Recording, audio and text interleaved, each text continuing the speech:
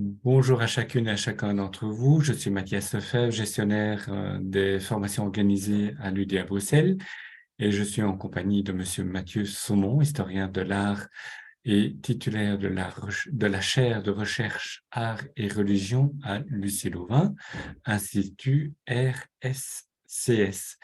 Monsieur Saumon était venu il y a quelques semaines déjà nous donner une conférence sur l'enfance de Jésus, réinventée par les peintres. Et il nous revient cet été dans le cadre du cycle pluridisciplinaire consacré à Israël, avec un cours intitulé « L'aniconisme de la loi de Moïse et ses conséquences dans les trois monothéismes abrahamiques ».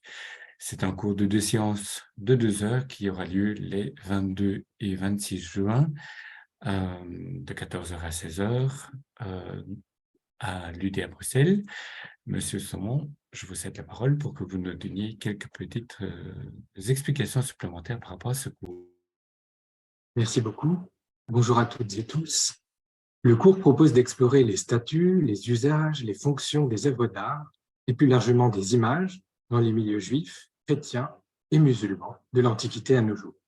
Ce cours a pour objectif de mieux comprendre le Décalogue, cette loi promulguée par Moïse, le prophète fondateur du monothéisme juif abstrait. Nous tâcherons de décortiquer les réticences de cette loi vis-à-vis des images et nous étudierons ses conséquences dans les trois monothéismes abrahamiques, c'est-à-dire dans le judaïsme, le christianisme et l'islam. Dans cette perspective, nous examinerons les fondements théologiques de cette hostilité vis-à-vis des images figuratives dans le judaïsme et nous analyserons les conséquences, ces conséquences sur les pratiques des artistes et sur l'emploi des images religieuses chez les juifs, les chrétiens et les musulmans. Le cours espère fournir un certain nombre d'outils pour battre en brèche certains préjugés tenaces qui prétendent que les juifs n'ont pas d'art ou bien encore que l'art produit dans les milieux islamiques est strictement abstrait ou encore l'idée reçue selon laquelle les temples protestants seraient dépourvus d'images.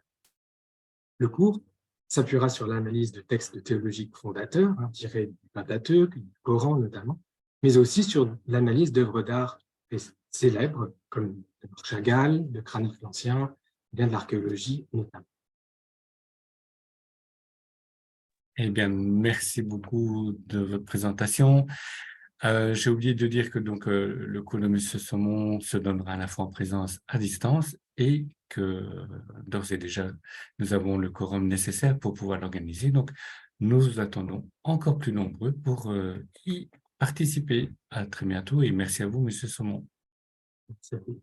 À bientôt, j'espère.